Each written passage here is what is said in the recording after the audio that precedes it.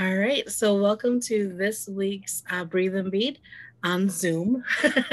So I'm Bethany from the Esper Fowler Academic Library, Menominee Public Library, and I am joined with a couple other people from the library, as well as Janice Rabideaux, who is continuing our instruction on the keychain, key fob beaded peyote stitch, which is, I am so excited to keep going on this. All right, so Janice, if you'd like to take it away. Yeah, thanks and welcome back. It is very exciting when you're finishing up a project. When you get started is one thing, but when you start getting to the finishing parts of it, it's really exciting. So I have a couple of samples in front of us here. The one sample I ended up having had most of it done, and then I showed you how to finish it off. Or finish to the bottom, and then also how to tie in ends when you run out of thread, and how you work those tails in and then continue on.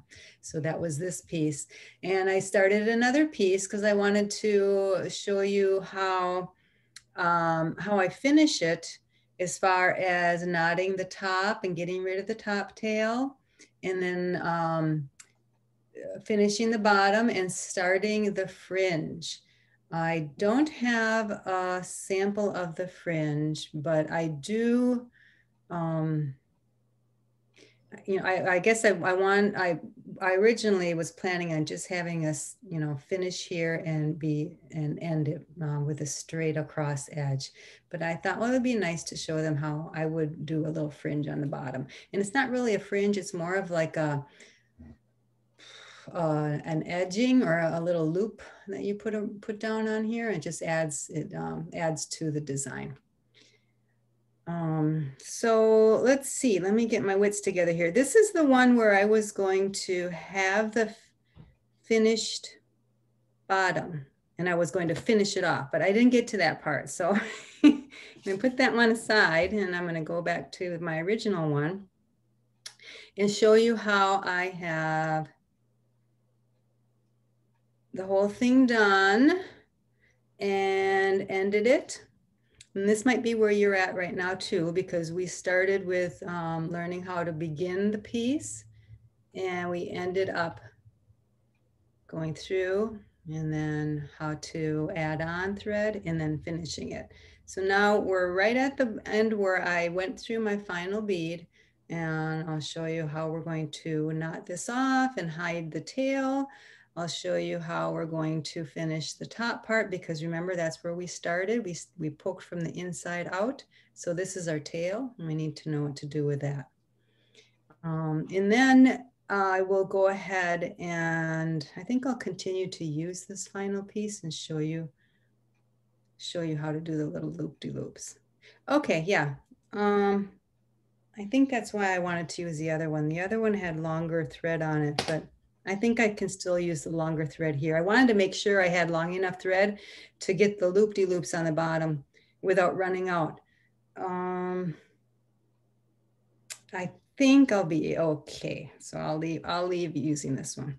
And I have a cut on my thumb here, and it's really frustrating because it kind of like is a pressure split in my skin right by my fingernail. So, and I think it's from just holding my beadwork in the needle so much that constant pressure and my dry skin split it. So it's really sore and it's hard to work with right now. So I'll do my best. I've been having to work with with my bottom pad of my thumb when I'm handling things. So we'll see how I can get through this without being too clumsy. All right. So I'm going to put my old lady glasses on first.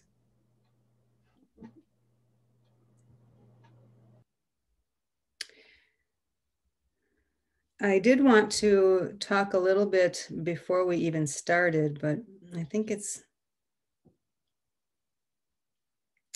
I can probably just bring it up at the end if we have time, talking about some mindfulness and relaxation and stuff too. I wanted to bring that in, but okay. So I'm done with the peyote stitch, and I'm going to add a little bit of edging. I decided that after doing this before, because it's a smaller piece, I'm only going to loop up 5 beads at a time between this first bead and the next bead, and then between the next bead and the next bead. And I'm going to do it in a pattern of 2 purple, 1 green, and 2 purple. And so you could just end it like this, your piece, knot it like how I show you. What you would do is I won't do it, but because I need this, you would pull through, find a little thread piece. If you can see this, is that still visible? You know, pull through and then come through the loop and then knot it. I'll just do it so we can review it. So I picked up a thread in between the beads and I pulled through, and I've got a little loop here. I'm going to go through that loop and pull on the thread, and that is going to form my knot. See that? You can do that twice. I tend to try to just do it once because it leaves quite a big knot, and it's hard to pull that knot through the bead holes to hide it, but sometimes just doing it twice and pulling tight will give you a small enough knot. And then you go ahead and then you just start feeding your needle up through the next bead, 2 or 3 beads, and pulling through. So what you're doing now is you're hiding the tail to finish your piece. I lost my thread here, so I'm gonna quick. And then find, let's see, you don't want to skip. Which way did I go? I went this way. And then you go through the next couple of beads, 2 or 3 beads, however many you can pick up, it doesn't matter. Just that you're going to the next bead next to it and poking through and feeding your thread, your tail in. And I will go maybe 3 or 4 times. The more you go through your beads and work it through and hide the tail, the more secure your piece is going to be.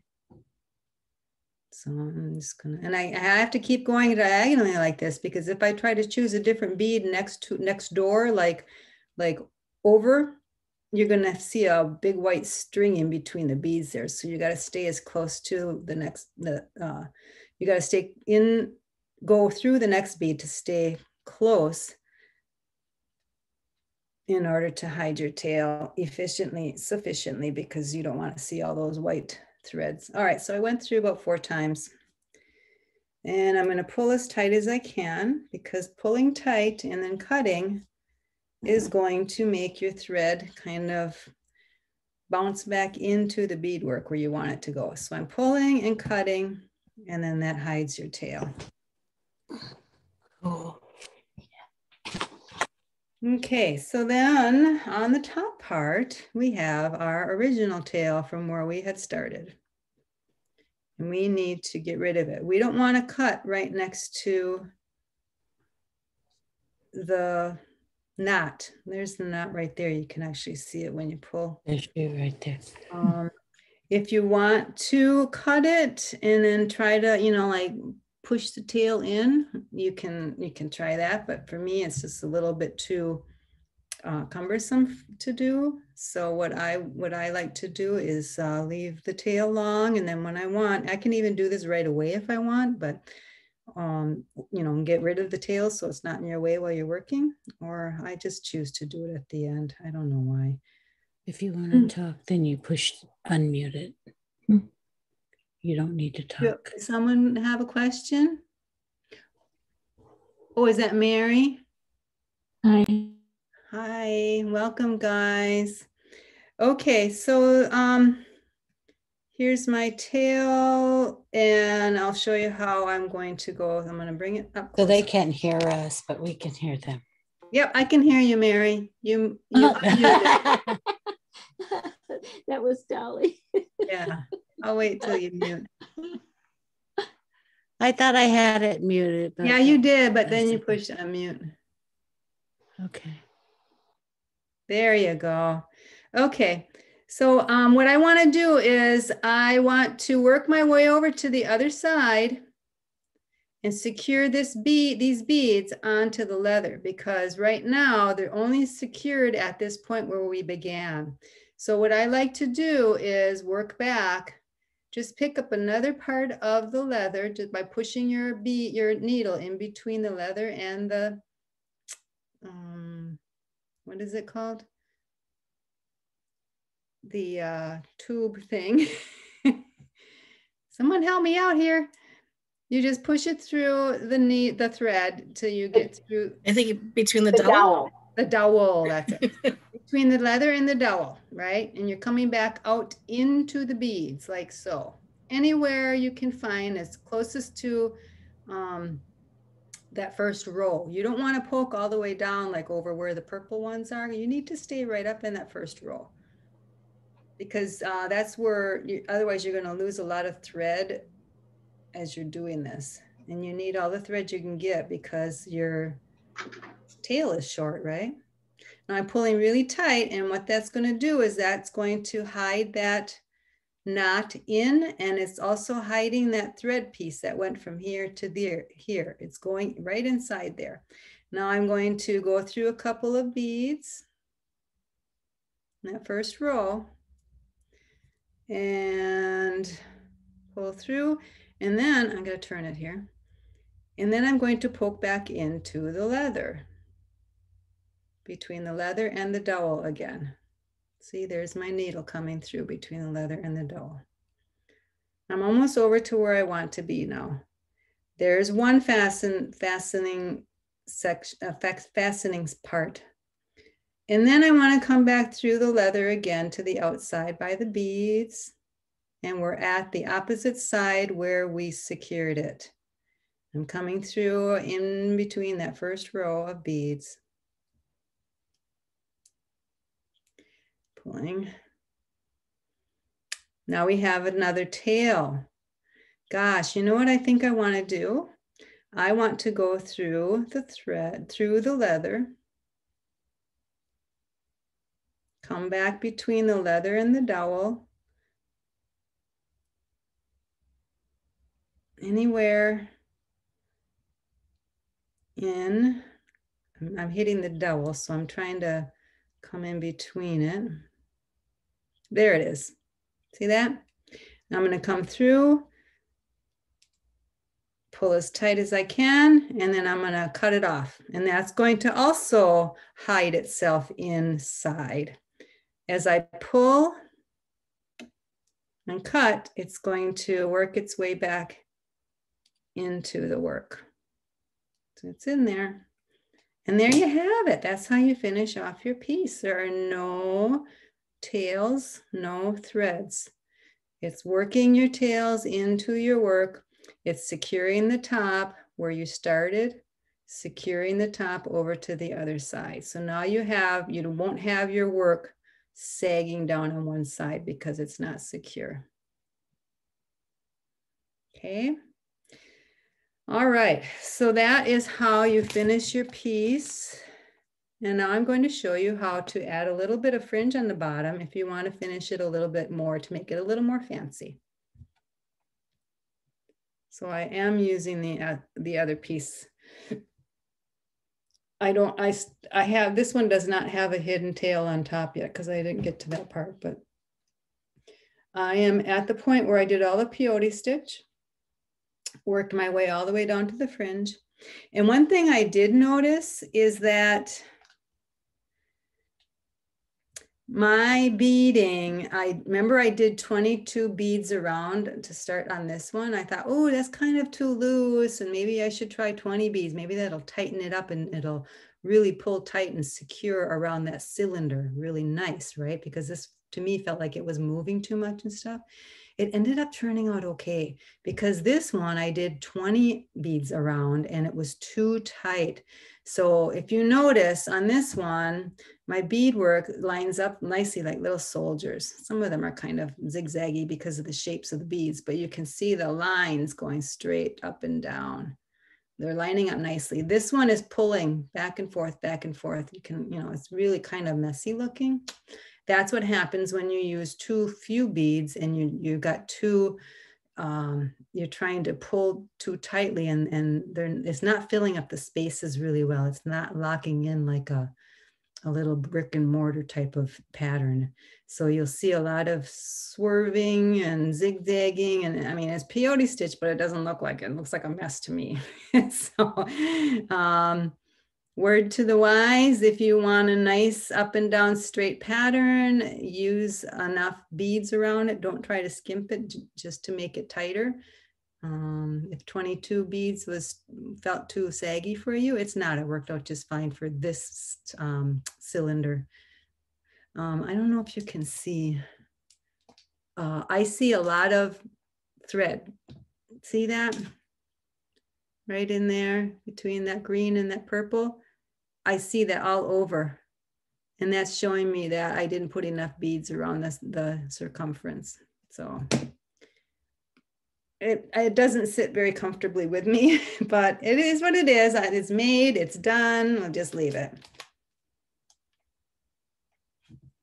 All right, so I'm ready for the little loop-de-loops on the bottom to finish it. I'm going to add 2 purple, 1 green, and 2 purple beads. And I am going to just go, this is where I ended up. I'm just going to go to the next bead and just put it through like that. And that's all you do. It just adds a cute little loop on the end. I call it a little fringe, and they will tend to pop up. Look at when you pull them, it pops up. That's all right. It adds a little dimension to it. And you just keep doing that. I tried it with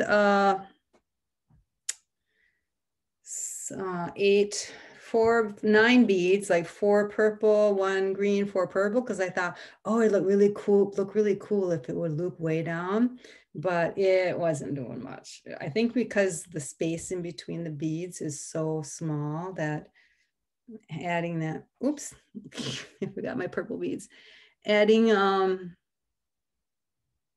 that many beads was not, it didn't lay really well. It just didn't look good at all. So I took it all out and I decided on the 5 beads. You can even do like the 3 beads, but that's what it's going to do. It's going to keep poking up and twisting, but that's okay. It kind of adds a cute little dimension to it. And just keep doing that all the way around.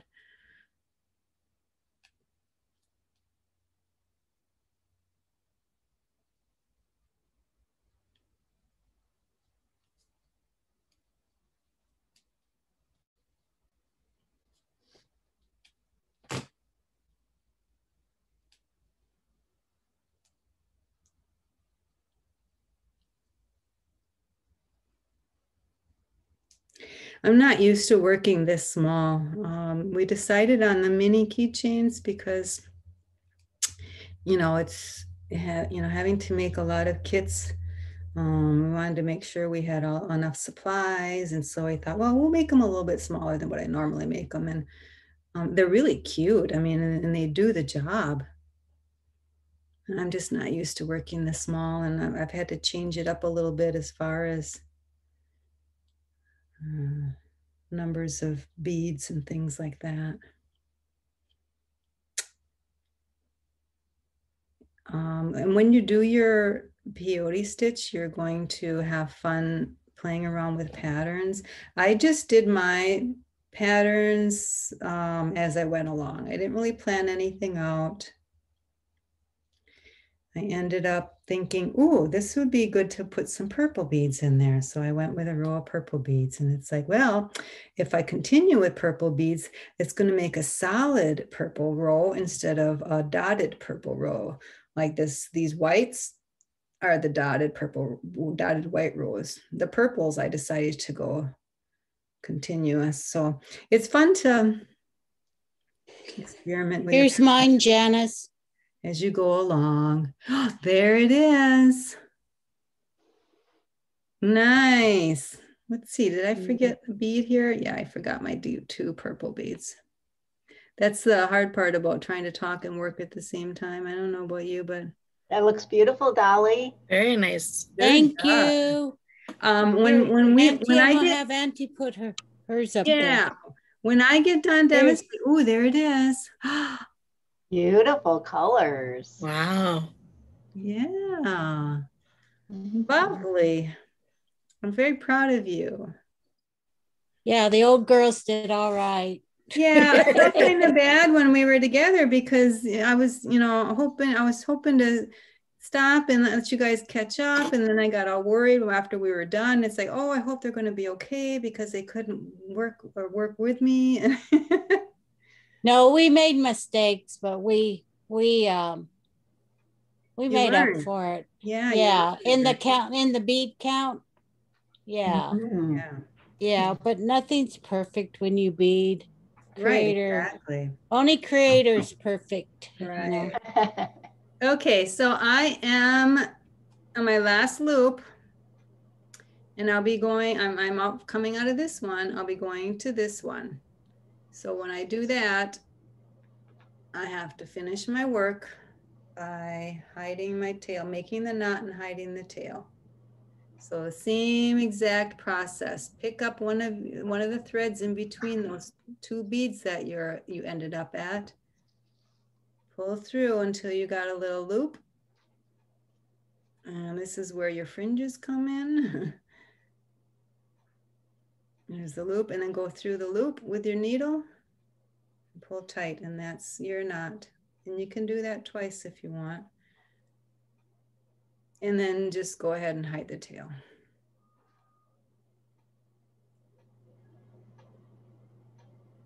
There's my two, and let's see. I can't go up through that one because that's going to show my threads. So go back through where you ended up. And go through as many beads as you can. Oh, I picked up 4 that time. I feel lucky. It's nice when your needle goes right through a certain row, and as many as you want, as many as you can get. Oops, it looped around my loop. There we go. And you can knot again further up if you want. I think I'm going to do that. So I'm going to go through a few more beads and pick up a thread in between those beads you're at. It's a little cumbersome and hard. I'm always afraid I'm going to bend my needle when I do this, but it can be done. There it is. Come through your loop, pull, and then continue on with hiding your tail. Boy, it's really hard working with this Band-Aid on my thumb, but I can get through it. And because it's hard, my hand is sweating more too. There we go. Okay, I'm going to cut this off. I'm going to pull tight. And when I pull tight, it's going to make my thread bounce back into my work where I want it. And there you have it.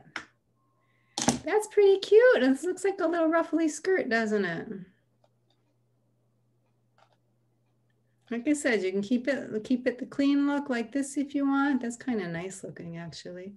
Or you can add a little bit of dimension to it.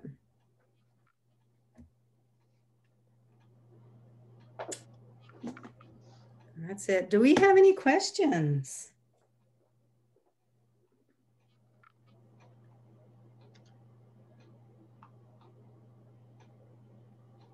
I just wanted to say that Chantel wanted me to show the one that she made. Oh, and yes. Yeah, and she was so sweet. She gave it to me. So. Oh, that's beautiful. Yeah. So she was making quite a few. She was getting really excited and making quite a few of these, I think. Yeah, those are like fire colors. I like that. Nice. All right, Dolly, can you show me your guys's your sample again? I couldn't see because you were in a small screen at the time and they had speaker view on.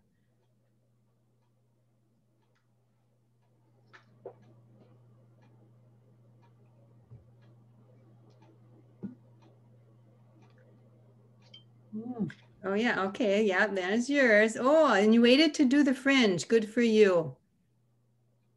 Otherwise, they'll get in the way. Yep, and there's the green one. Oh, that's so nice. Mm-hmm. Beautiful, both of you guys. I'm so proud of you, and I'm so happy that you learned with us.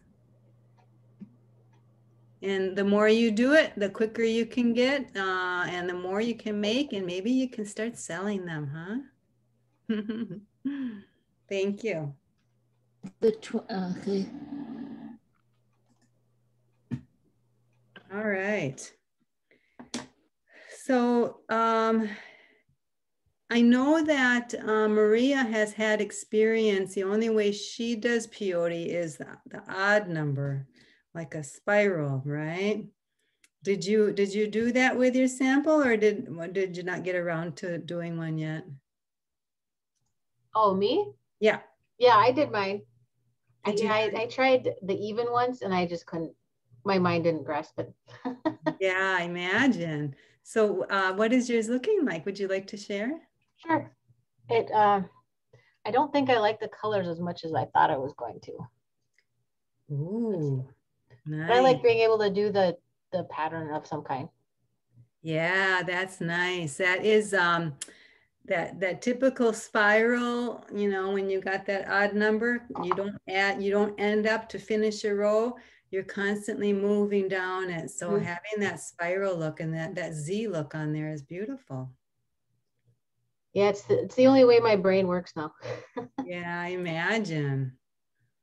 Yep, and I'm that way with my even numbers. Thank you for sharing. Yep. All right. Any other questions? Is there anything that anyone would like to share as far as their experience with doing this, the peyote stitch, or making this actual piece? Did you have any issues with any fringing or gluing or anything?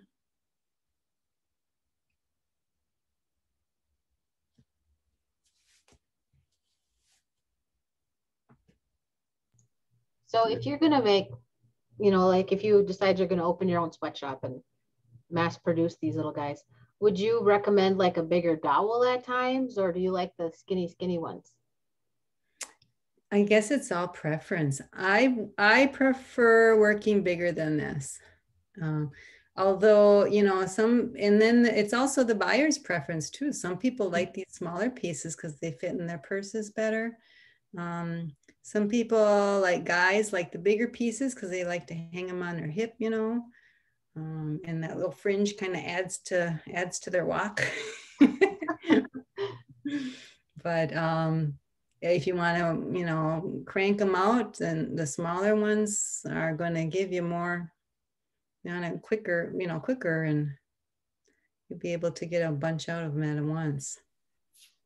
But yeah, when I do the larger ones, it does seem to take forever. It's like, oh my God, peyote stitch one at a time, and you end up having this big cylinder to beat around, and ugh. But I like those kind of pieces when I can take a while on it. It's kind of like nice for me to be able to sit it down, and then pick it up when I have some time or need some quiet focus time, and then know it's always there. It's kind of always that good book that you're reading that is always there. It's like, oh, I can't wait to pick it up when I go to bed at night and read some more. It's kind of like the way it is for me with beading too. I like the bigger projects where I can continually work on it. And then it gives me the chance to look forward to getting closer to when it's finished. And then when I do finish a piece, it feels like an old friend. It feels like it's got this, this presence to it that is familiar to me, that familiarness gives me that warm feeling of it, just having that intimate relationship with that, holding that in my hand and working with it on an ongoing basis. And also knowing that all of those good thoughts and all of that relaxation and all of the nice focus is in that work. And that work, when you hand it to someone for a gift, you're giving them all of that as well. So that's what's nice about this whole beading and breathing. I have a question, Janice. It's Dolly. Yep. Okay. I'm showing you a little bottle. Where's it at?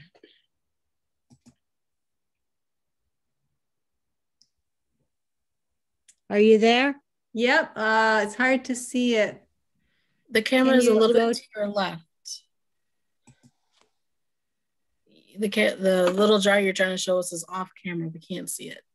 Oh, here it is. Okay, hold on.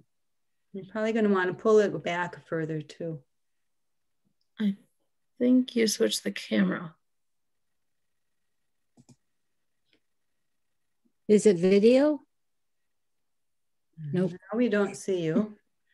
There should be it looks like a little the camera that has like some arrows going back and forth. It looks like you switched your camera to the outward facing one. Okay. This is pretty old. There it is. Okay, now we're looking at a garbage can. A garbage can? A little plastic bin. Oh, yeah, that's right. There we go. Okay, there you go. Okay. That's the other side of it. Well, here's the, it's a little bottle. Yeah, pull it back a little more. Up. Good, There, perfect. Right. Hey, if I wanted to go around this, how do I judge how many beads? I know to string the beads up. How much space do you leave? A bead's width? My experience with my second piece, I put on too few beads. The first one I thought had too many beads because they were too crowded looking, but they ended up working out better. So I would not have space in between. I think I ended up having one space of beads on when I went around. You know how you put all of your beads on the string and then you kind of wrap it around to measure to see if it's going around all the way? Yeah. When you do that, look and see where it's going to connect. If you've got like one bead width in between the beginning and the end of that strip of beads you're putting on, I think you'll be good. Okay. I don't All right, think, that's what I'm.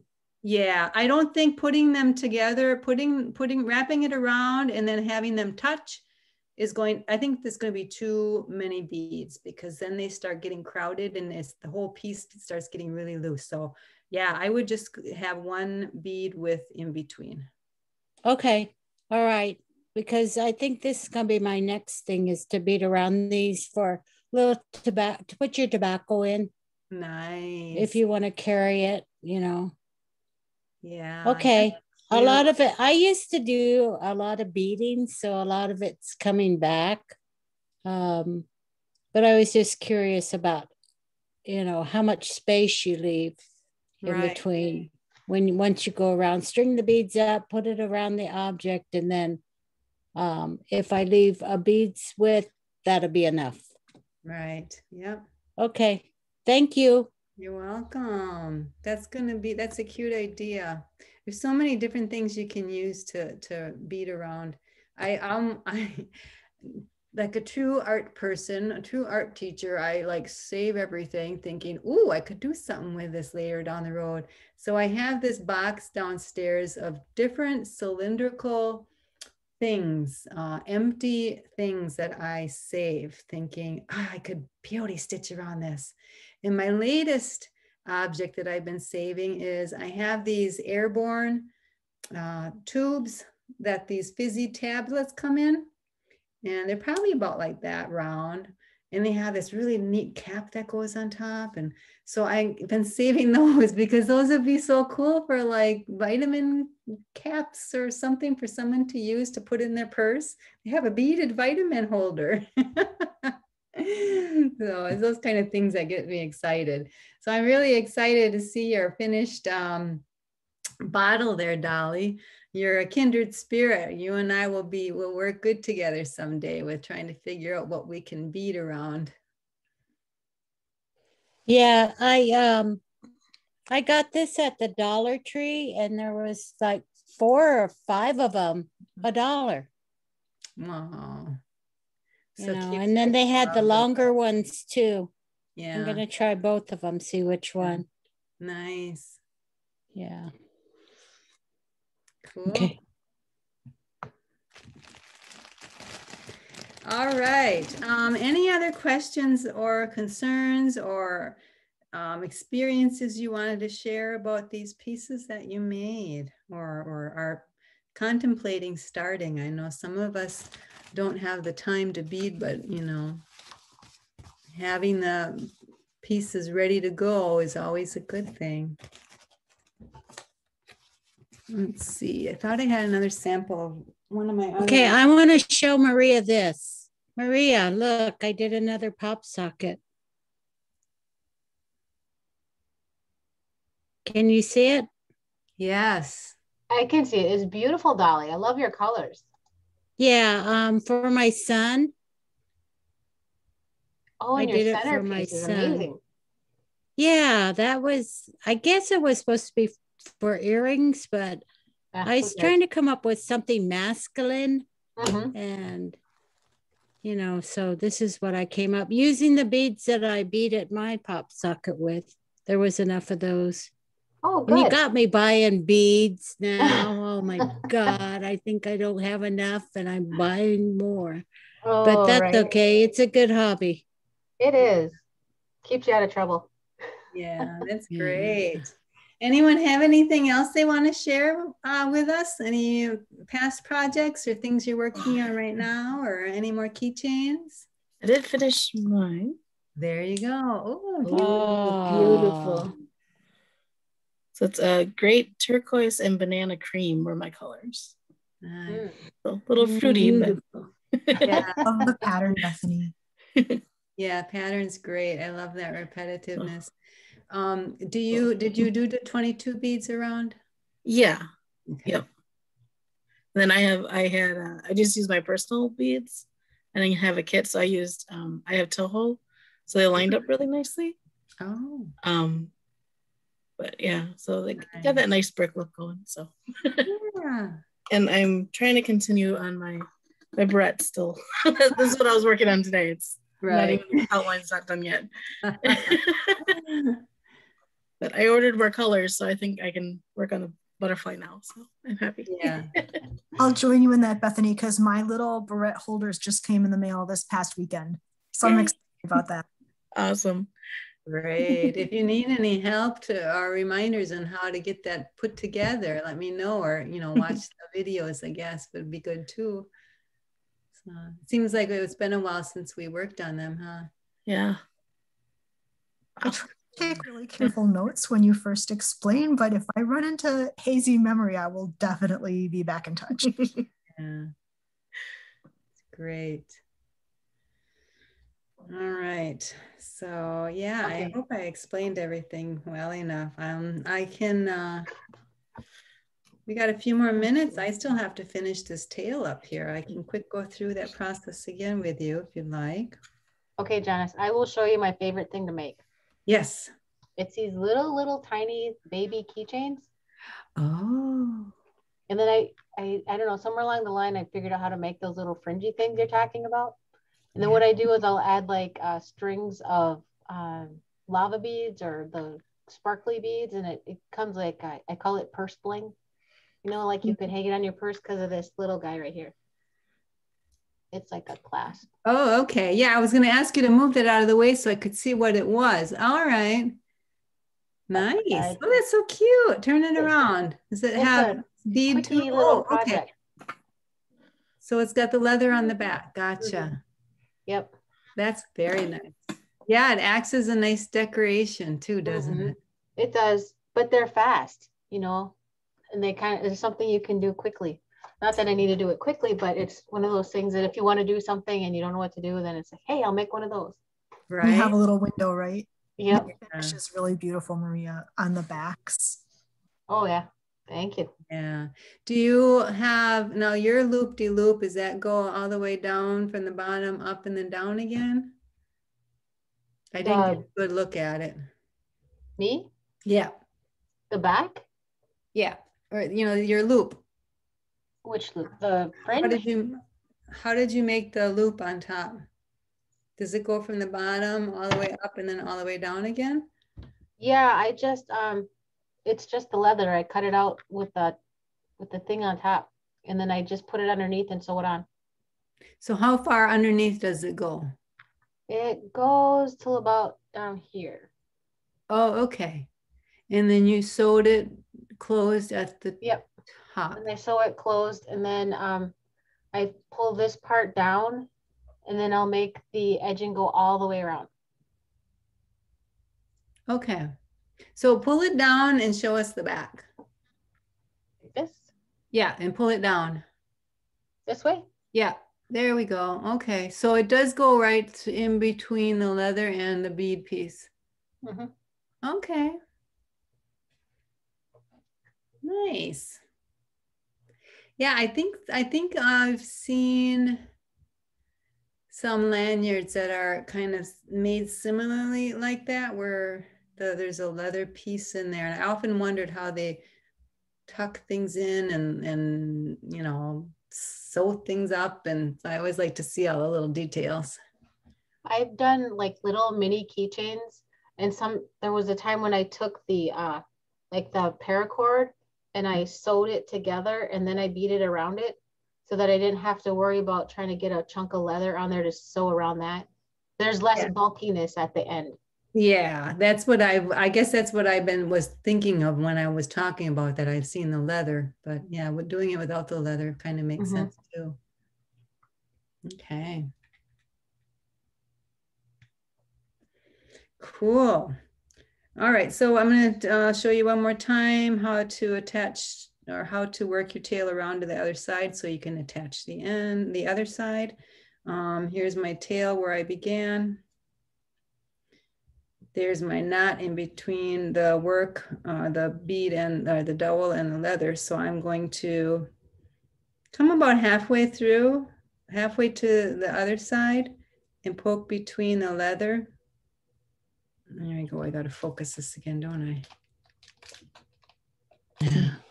Thank you so much for everything. Poke between the leather. Yes. Are you guys heading out? Yes, we are. I gotta feed Auntie some lunch, and okay. And then she's still beating on hers, but Good. Yeah, and we'll finish up hers today. And yeah, thank you for joining us. Do you know when the next Bead and Breathe will be? The first Wednesday in April, I believe. Okay. Thank you. And thank you for everything. And thank you to Dolly for getting me back here. I just gave everything away about 5 years ago. It's good to get started again. Yeah, good. I'm glad to hear that. That's always a good thing. Thank you for coming back to join us, and good luck with all your stuff. We'll see you next time. Yes, thank you. Thank you. Goodbye. Okay, see ya. I know nothing. I'm so... Oh. She's so cute. Oh, there you go. All done. And then just trim it off.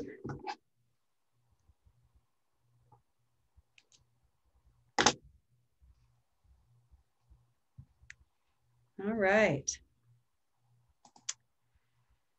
So yeah, I wanted to wrap up this session talking a little bit about mindfulness and talking a little bit about, you know, our bead and breathe and bead theme that we have.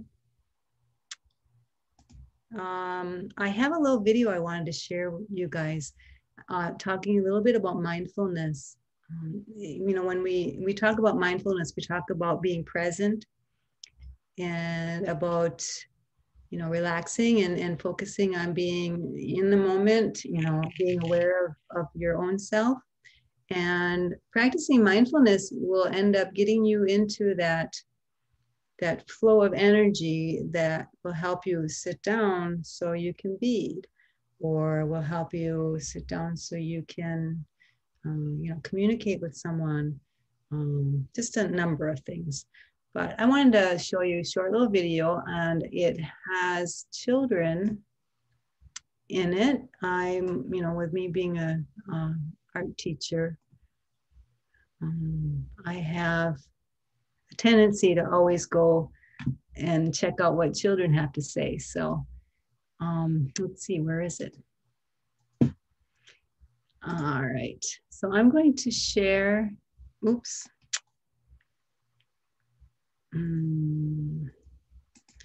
I made a large screen before I got a chance to cue this up. I'm going to share my screen real quick, and it's like a 2-minute video. And just so you know, Janice, we learned that when you click share my screen, on the bottom there's 2 clickable spots that's like optimized for like video clip, and then like share my computer audio. If you click both of those, it works really well. That makes sense. Okay. Share sound optimized for video. Mm-hmm. Okay. Okay, I'm going to share. What is mindfulness? All right, and I will make it a full screen.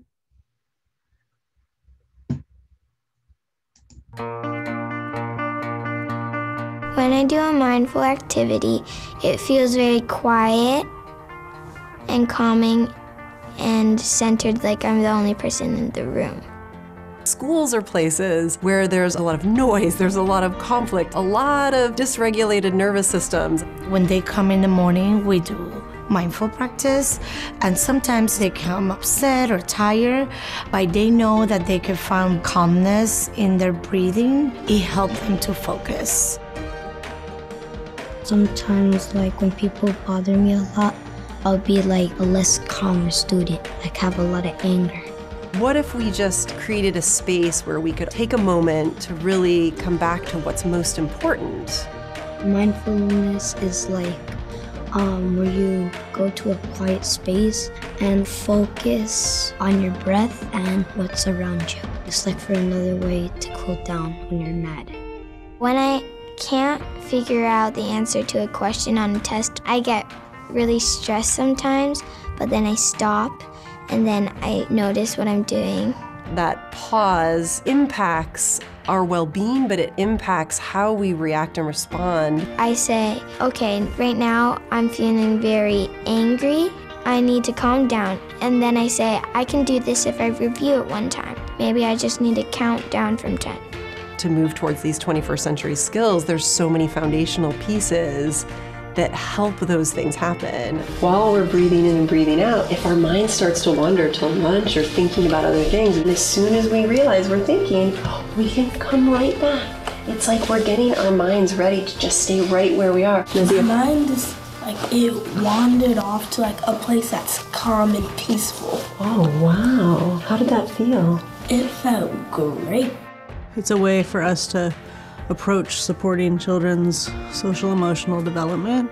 Kids need to be taught skills really intentionally.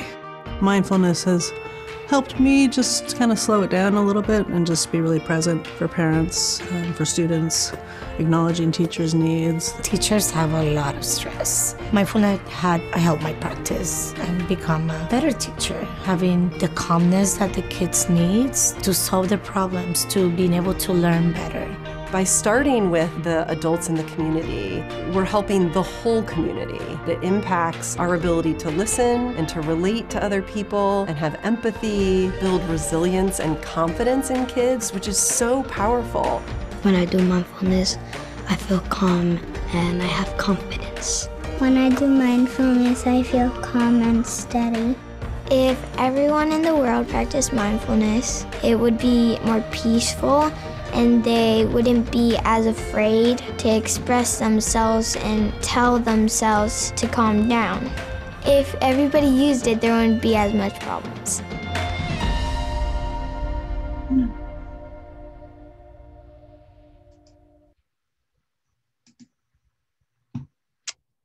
So I wanted to end this little session that we had with a 3-minute mindful breathing exercise.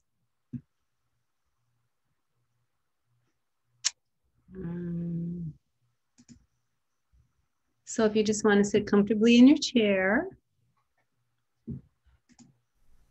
Mindful breathing. Close your eyes and rest your hands on your knees. Bring your attention to the touch of your body on your seat. Feel the weight of your body on your chair or cushion. Make sure that your back is straight and that you're comfortable.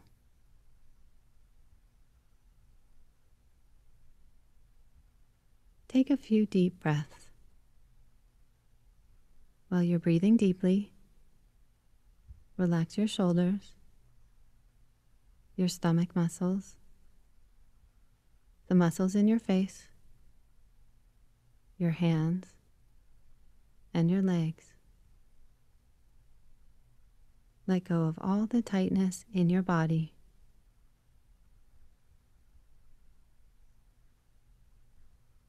Now bring your attention back to your breath. Notice what it feels like as it enters through your nose, goes down through your throat, filling your lungs, and back out through your nose. Notice your stomach and chest rise and fall each time you breathe in and each time you breathe out. And just allow your breathing to be natural and relaxed.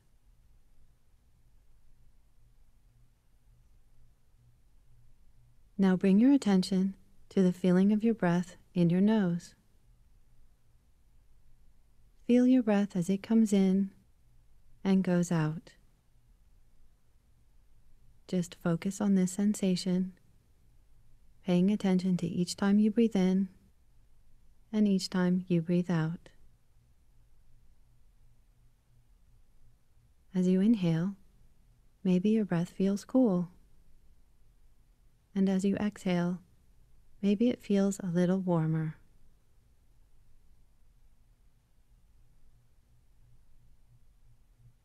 When your mind wanders, or if you become distracted, just notice what's going on in your head, and then gently bring your attention back to your breath, going in and out. Focus on the feeling of your breath and allow thoughts and feelings to come and go in the background.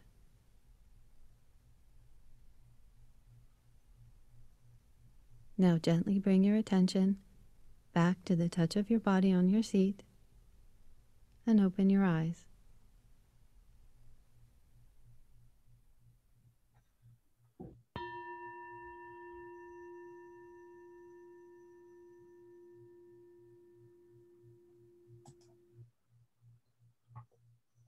All right. So with that, I just wanted to leave you with a little bit of mindfulness breathing, a way to get yourself centered, get yourself into your space, to be present, to be, in a comfortable place in your spirit. So whatever you pick up, if it's beading, you'll have that, very present feeling, and it will become easier, more restful, more peaceful activity for you. That was really good, Janice. I like those videos. Yeah. Yeah, my mom was asking me about finding her some mindfulness videos, and I found some last week, and I was sitting there at the desk trying to do the breathing. It was good. Yeah. I'm going to some classes, mindfulness classes. Oh, so good. yeah, this is a nice short 3-minute one where it just helps you focus on just your breath. So whatever is going on in your mind, as far as busy thoughts and stuff, it kind of helps you just focus on the breath, and it kind of just gets your whole body centered into when you open up your eyes, you're ready to, keep going in a more peaceful way. Yep. It's a good way to end. Yeah. All right. Well, thank you for joining me. I'm hoping that you learned a lot, and I'm really happy to see all of you guys learning and sharing all of your really beautiful pieces. So thank you. Oh, yeah. Well, thank you, Janice. This was fantastic. Good. We'll see you later. Oso. Bye. So I hope you have a really good week. We're in for the class.